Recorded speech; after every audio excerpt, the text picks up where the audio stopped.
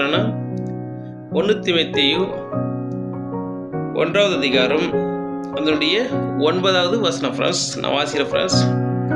எங்களுக்கு தெரிந்திருக்கிறபடி நியாயப்பிரமாணம் நீதிமானுக்கு விதிக்கப்படாமல் அக்கிரமக்காரருக்கும்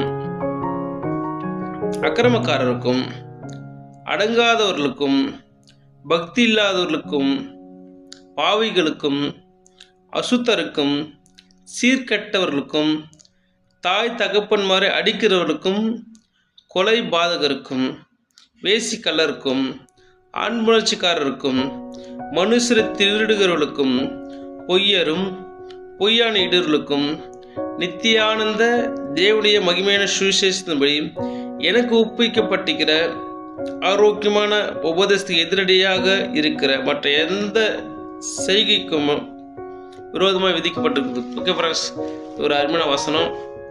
அது நியாயப்பிரமாணம் யாருக்கு கொடுக்கப்பட்டது சொல்லிட்டு இந்த பட்டியல் பவுல் சொல்கிறார் ஃப்ரெண்ட்ஸ்.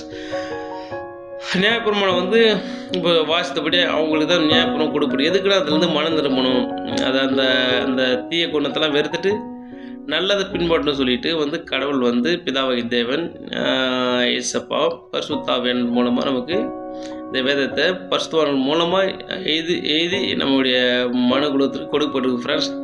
ஓகே ஃப்ரெண்ட்ஸ், இதில் தான் ஒரு தாட்ஸ் பார்த்தீங்கன்னா தாய் தகப்பன் மாதிரி அடிக்கிறவர்களுக்கும் இன்னைக்கு என்ன தாட்ஸ்னா ஃப்ரெண்ட்ஸ், யாரையும் அடிக்கக்கூடாது.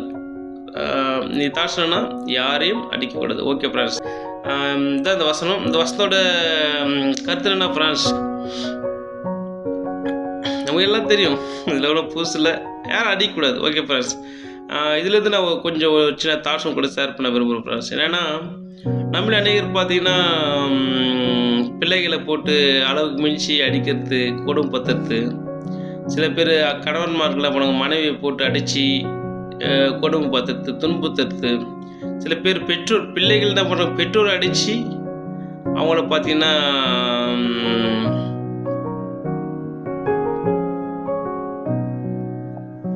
பெற்றோரை அடித்து துன்பப்படுத்துகிறாங்க.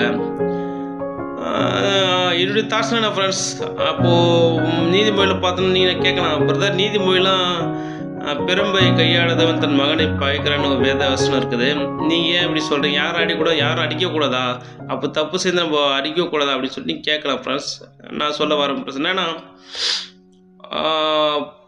சிறு பிள்ளைகள் நம்ம அடித்து நம்ம வளர்க்கலாம் ஃப்ரெண்ட்ஸ். எப்படின்னா எத்தனை வயசுனா ஒரு 3 வயசுலேருந்து ஒரு 12 வயசு வரலையும் இருக்கிற பிள்ளைகளை அந்த 12 டீனேஜ் தொடாத பிள்ளைங்களை நம்ம அடித்து வளர்க்கணும் ஃப்ரெண்ட்ஸ். ஏன்னா